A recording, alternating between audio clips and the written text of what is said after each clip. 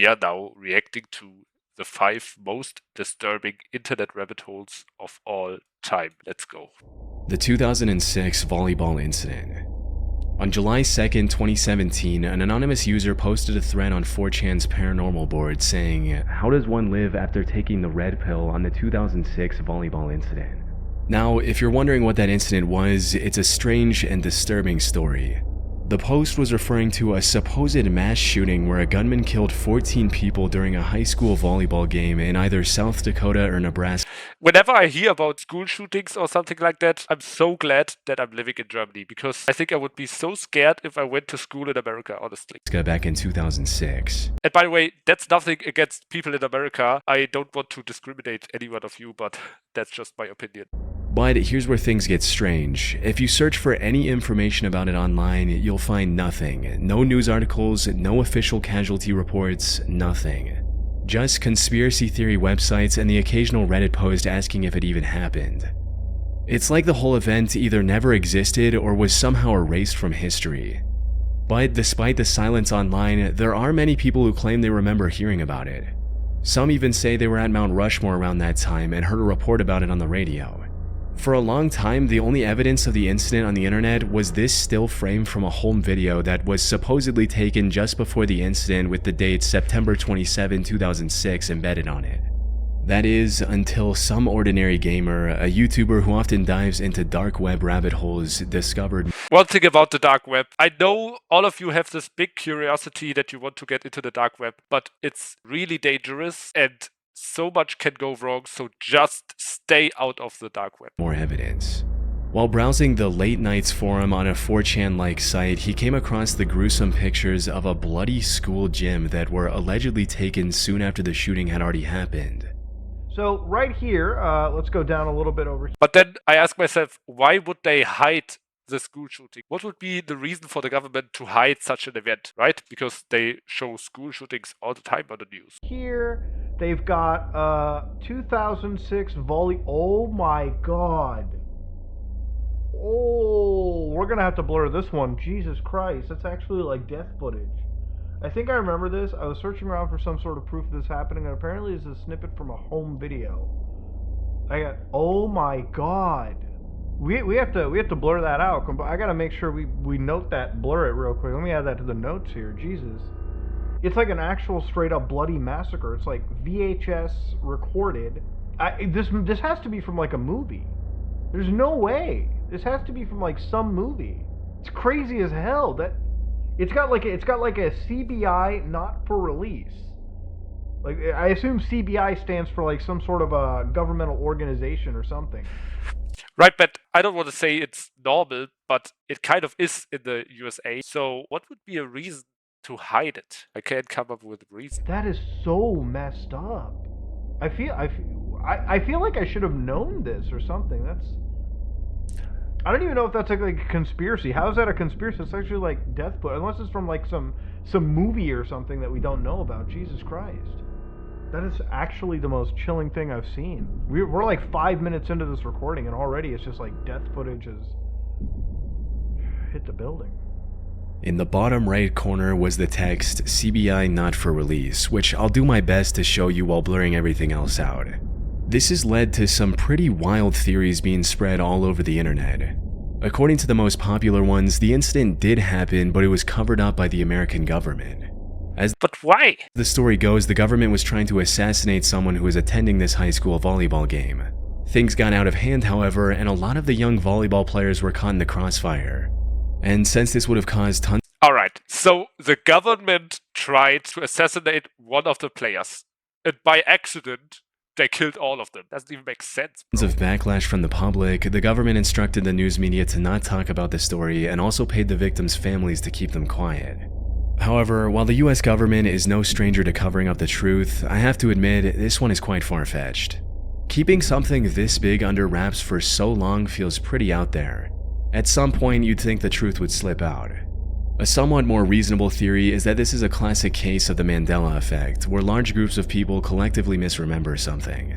And coincidentally enough, I actually did find a similar incident that happened in 2006 in that region. In the Platte Canyon High School situation, 53-year-old Dwayne Roger Morrison took 7 female students hostage, attacked them, and ended up shooting one of them.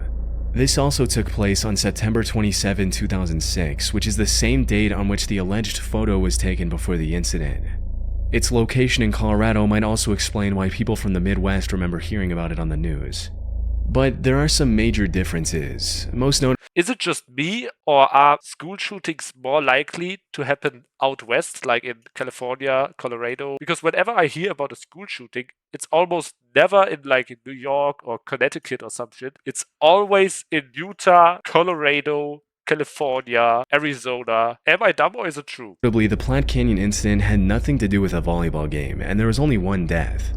But in saying all of that, the most likely scenario is that all of this is a hoax. While researching this incident, I came across an interesting post on the forum Above Top Secret from 2017. In this post, the OP was talking about creating a hoax in which multiple school shootings happened in 2006 in tiny towns, but any information relating to these incidents has been mysteriously erased from the public record. But if that's the case, the images that some ordinary gamer came across, where did they come from? Considering it's been over 7 years since this first contraction on the internet, it's unlikely we'll ever know the answer to this disturbing internet rabbit hole. Grave robbing for morons.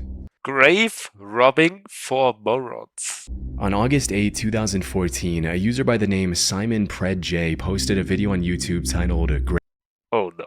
Grave robbing for morons. This was a digital re-upload of a very old VHS video, an extremely chilling one at that. In it, a young man Is this a real skull? goes into disturbing detail explaining step by step how to rob graves and sell the remains on the black market. Grab it by the eyes or the nose. You pull it out, put your finger all the way in. There's nothing there. Come on, bro. If you need money, just get a normal job. Don't rob graves, bro. That's just so disrespectful to the people who want to rest in peace and to all their relatives. Don't rob graves, bro. That's sick. That will hurt you at all. Or you have to make sure of that. There's nothing that can hurt you. Do not be afraid. Pull it out like that. Do not pull it by the teeth, or else it'll break out like that, and you will have holes. What makes this video even more unsettling isn't just its content, but the mystery surrounding it. No one knows who the man in the video is. To this day, his identity remains unknown, and no one has come forward to claim responsibility. This has left the internet in two fiercely opposing camps. Some believe this is authentic footage of a real grave robber. Others argue it's an obscure horror short crafted purely for shock value. Surprisingly, I came across evidence that supports both sides of the argument while researching this topic. One undeniable fact, however, is that the original video is extremely old. The earliest mention of its title, Grave Robbing for Morons, I found on the internet was a now defunct online store for horror VHS tapes called Shocking Videos. So it doesn't really make sense for him to do it for clicks or anything, because when the video is so old, YouTube didn't even exist. So it might be real. This website listed the tape for sale in April of 2003, stating, YouTube didn't exist in 2003. "What we have here is genuine camcorder footage of a drunken teenage stutterer giving a half-hour lecture on how to steal body parts from graveyards for fun and profit while holding a fresh, rotting skull in his hands." That said, the original video is likely from the late 80s. We can clearly see the VHS box for the 1987 Evil Dead 2 movie 5 minutes and 43 seconds into the video. And to narrow it down even more, there's an issue of Horror FX magazine visible in the bottom left corner at the same time. This specific cover was a part of a unique Fangoria horror magazine edition released in July 1989, which means the video was probably shot around that year. The horror memorabilia scattered throughout the footage implies that whoever created this video might have been a die-hard horror fan just trying to make something creepy for the thrill of it. And while most of the gruesome advice given in the video feels very authentic, like describing ways to remove the skull from a body that hasn't fully decomposed yet, there are also sections that seem extremely goofy. Like when the host suggests knocking out witnesses so they think it was all just a dream. Never leave witnesses. If you have to knock them out so that way they think it's a dream. This gives further credence to the This is just stupid shit. This guy has nothing better to do than to either film a video for clicks, or if it's real, that he's just a sick dude, bro. I mean, come on. The theory that the subject doesn't have any real grave robbing experience and is just making Do you think it's real or no? Because we won't find out probably. Is it real or not? it all up for the video. On the other hand, some people argue that the skull he's showing in the video is far too detailed to be fake. As for the inconsistency in the advice, that could be explained by the theory that this was likely his first time robbing a grave, and that he was simply making things up to seem more knowledgeable on the topic than he actually was. But this is where things start getting really eerie. Toward the end of the tape, the guy almost mumbles his full name, but stops himself before saying his entire last name. Okay, this was made by Anthony. Well, as a matter of fact, let's forget the last name. And in 1999, a man named Anthony Casamassima was arrested in New York for stealing an expensive stained glass window from a cemetery. There was a real possibility that this was the same person who made the grave robbing for Moron's Guide. That being said, there are Alright, my guess is it's real. That's my guess. My first thought when I saw the skull was, it's just way too detailed. Look at this. I don't know how you could possibly fake a skull. few inconsistencies that say otherwise. For instance, I did not find any charges against Anthony Casamassima that mentioned him desecrating bodies. He was more into stealing valuable artifacts like stained glass. And more importantly, Casamassima was 40 when he was arrested in 1999. If he made the tape, he would have been around 30 at the time. However, given the young appearance of the video's subject, that seems highly unlikely. I also This guy might be like 18, 19, 20 or something. found a couple more theories as well, but most of them lead to death. But like, let's be completely for real right here. This skull looks completely real. Look at it. I also found a couple more theories as It just looks too real to be fake. well, but most of them lead to dead ends. One such theory claims the guy in the video might be Craig A. Bradley, who was arrested in 1995 for stealing human remains from a cemetery in upstate New York. Craig would have been around 24 when the grave robbing video was filmed, which fits with the young appearance of the guy in the tape, plus he even looks a bit like him. However, the issue with this theory is that Craig doesn't have the stutter that was prominent in the original video. That's a shit argument. I mean, people can have a stutter when they are like 24 and then grow out of it. That's a shit argument. You know, winter months I'm laid off. So winter months don't usually pay. Dig for you and everything. So you dig and your friend digs, and then it's another friend digs. You have to find someplace really secluded,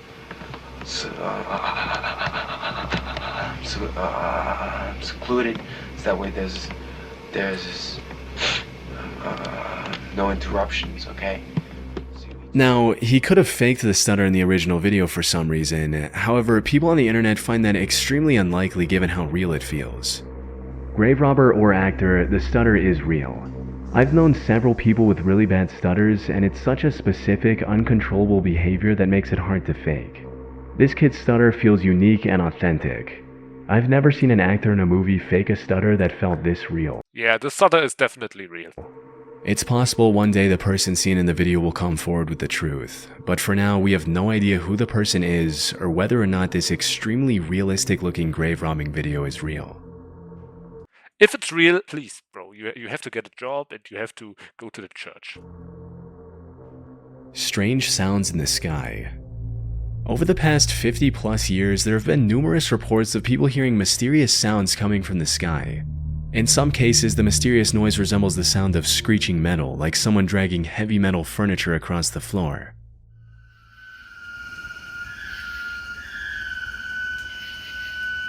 However, the most commonly reported noise is a low-frequency hum that persists in the area.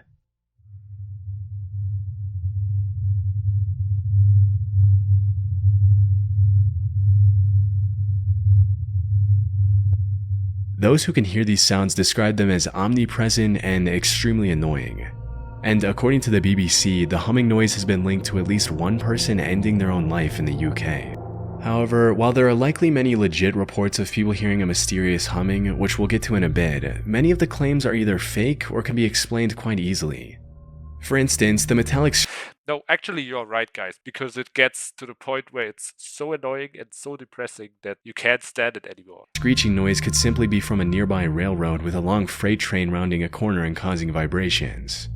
Some of these trains are incredibly lengthy and can take several minutes to pass. Similarly, in another video you can hear what sounds like an extremely loud trumpet.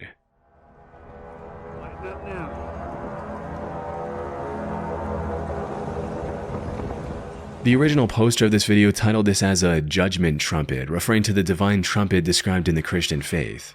However, given the poor weather conditions in the footage, it's likely just a malfunctioning tornado siren, like this. Some of these tornado sirens are scary as shit.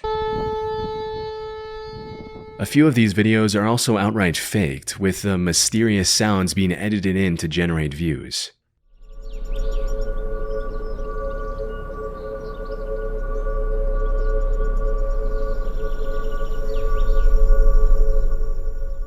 Notice how the birds around the area appear completely unaffected by the loud, ominous noise, which would be unlikely if the sound was genuinely overwhelming the environment. Birds have sharper hearing than humans, and they would likely react. That said, there are still thousands of reports from people who can't be easily debunked or labeled as fake. Unlike the examples I've shown so far, the vast majority of seemingly authentic reports involve the persistent, low-frequency hum. This strange phenomenon seems to trace back to Bristol, England in the late 1970s. The city council received hundreds of complaints from residents about a strange noise that was audible at night. One local newspaper even asked readers in the city, "Have you heard the hum?" and almost 800 people said they had. French scientists back then proposed that the sound might originate from the ocean, suggesting that continuous waves could be vibrating the ocean floor. Now, this explanation might have been true for Bristol, but as time went on, more and more people around the world started reporting these disturbing humming noises. And it appears the Bristol hum is still present to this day. There are many theories that attempt to explain the bizarre global phenomenon. And these can get into some truly out there conspiracies, like aliens or secret underground civilizations in the hollow earth. Here's where it gets crazy. There are so many people in this world that believe that there is a second society beneath the Earth's surface. So they think there's just a second world under the Earth's surface. How did they start to believe this? I don't have a fucking clue. The most plausible explanation I found suggests that these sounds are more connected to the listeners themselves rather than their surroundings. Things like hypersensitive ears and early signs of hearing issues like tinnitus could be a major contributor. Another possible reasoning could be the increasing levels of anxiety and stress. A BBC researcher also noted that she only This is actually crazy because it's true. I had a time in my life where I was so stressed that I started to have a high frequency sound in my ear permanently, like for a few days or something. And I also had a time where I worked so hard, I literally saw spiders on the wall and there were no spiders. And then I touched the wall and there was nothing. It's like when you are so sleep deprived, you start to see things or hear things that are not even real. heard the hum when she was exhausted and stressed out, which further supports the notion of this mysterious hum being a psychosomatic or stress-related phenomenon. During my research, I even found the video claiming to capture the strange humming sound. But when I watched it, there was nothing unusual, just regular environmental noise.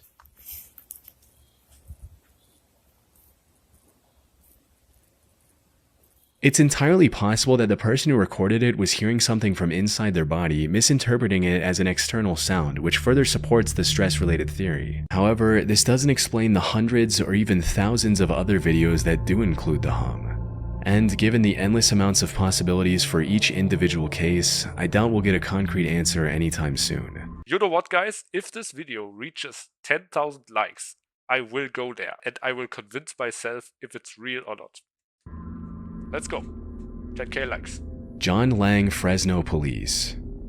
On March 20th, 2015, You won't believe it, but the cousin of my mother is from Fresno. a YouTube channel by the name Lang Marine uploaded a 3.5-minute video titled Fresno LE Harassment, Ford Crew Cab that stalked me and my residence numerous times.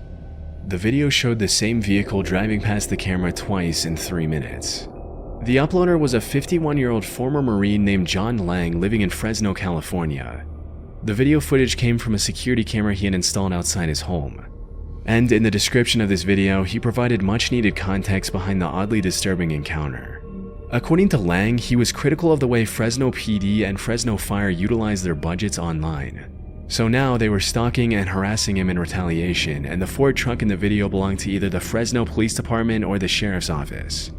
The next day, This is scary as shit. This actually reminds me of Prison Break, where these two guys from the government kept following Michael Schofield and this girl. That's just so creepy. he posted another video of a man walking his dog outside his home. The video showed the dog and his owner Because the scary thing is, if the police is stalking you, who are you going to call?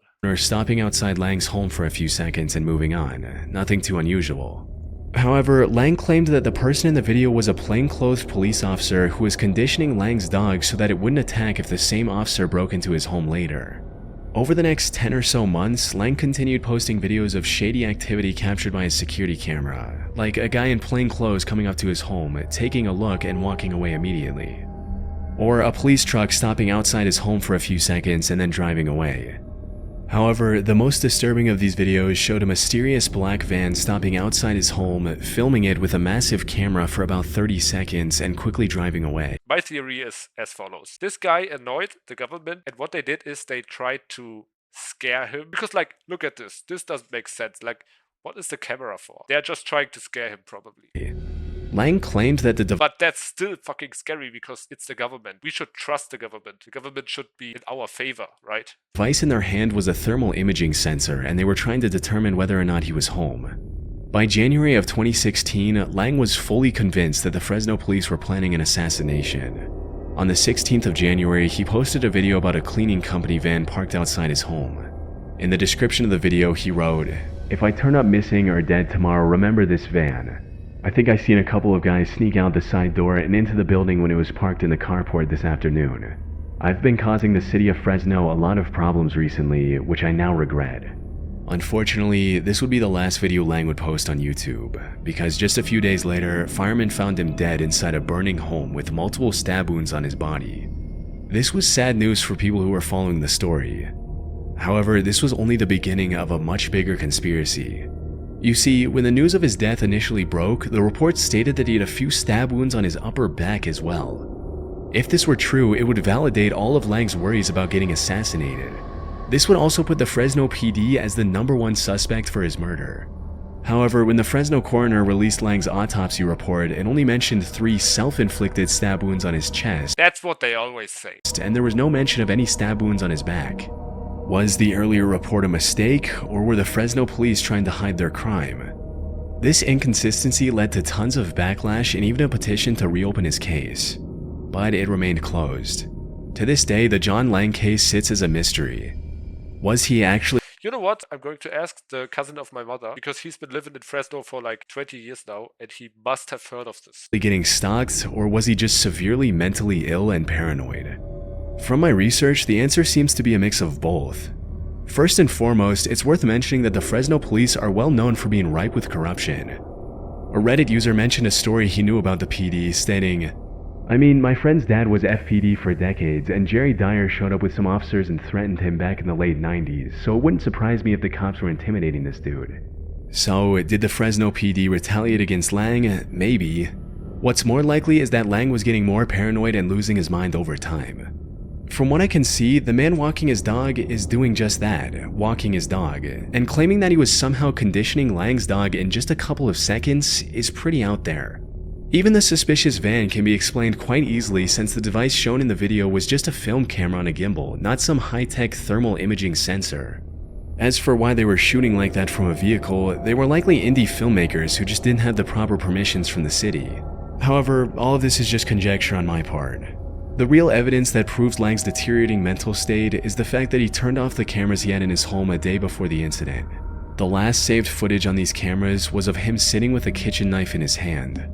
Not only that, but when the fire department arrived on the scene, all the Alright guys, I want your true opinion. Who do you think is responsible? John himself or the police? Police? Yeah, most of you say police, okay? entrances to his I would say police too, honestly. It sounds absurd, but that's the world we live in now. home were barricaded securely from the inside. If this was truly a murder, the killer wouldn't have been able to escape the crime scene without removing one of these barricades. Ultimately, if there was some big murder conspiracy behind Lang's death, I doubt we'll learn about it over 8 years later. Evil Stick. In November of 2014, Nicole Allen purchased a pink princess wand for her 2-year-old daughter at the dollar store in Linden Avenue in Kettering. The name of the wand was Evil Stick, which is quite bizarre on its own, but likely went unnoticed by Nicole. However, the stick also promised things like luster, beauty, and wonderful music. The box art also featured the character Sakura Kinomoto, who was the protagonist of a popular Japanese animated show called Cardcaptor Sakura. In the show, Sakura is essentially a magical princess. So, the inclusion of just a cute-looking character made Nicole drop her guard even further. But she Bro, it's just a normal toy. You just buy toys, like everyone does it. couldn't have been more wrong. The thing is, the inclusion of this character on the box art suggested an Asian origin for the product. And looking back, the Evil Stick does have a small, and I do mean small, resemblance to one of the wands Sakura uses in the show. The Evil Stick was most definitely a bootleg version of a product that should have looked something like this had it been official. However, the Evil Stick was much more sinister than just being a bad product. Unlike its official counterparts, the manufacturers of the Evil Stick bootleg had free reign to do whatever they wanted. And it's what they chose to do with this freedom that was utterly disturbing. You see, the top of the wand had a shiny foil fitted in, likely to imitate the shiny star in the official wand.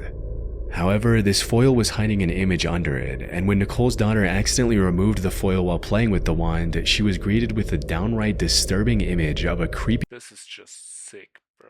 Holy shit. looking woman slitting her own wrist. This was likely petrifying for the little girl, but that wasn't all. Seriously, who does shit like this? Imagine a guy, he works at like a company and he designs this stick. He's like 40 years old and he knows exactly that only little kids will be looking at this stick. Sometimes I think it's like so scary how evil some of the people among us are. Press the button on the wand, instead of the wonderful music it promised, the wand played a haunting laugh. This also turned on a light behind the creepy image, so the little girl would have likely seen it even if she hadn't removed the foil.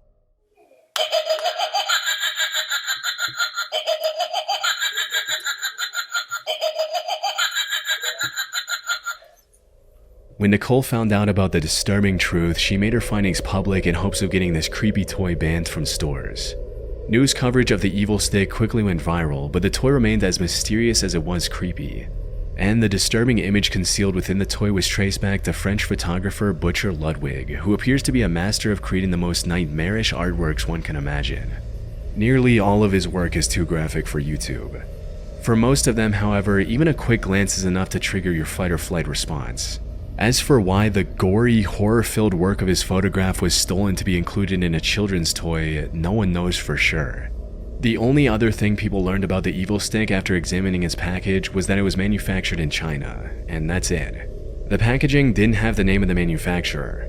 I even looked up the universal. If I was a dad and my kid comes up to me with this kind of stick, I would go crazy. I would do everything to find out who the fuck designed this shit, and then I would sue the living fuck out of them. Embedded in its barcode and couldn't find any relevant information through that either.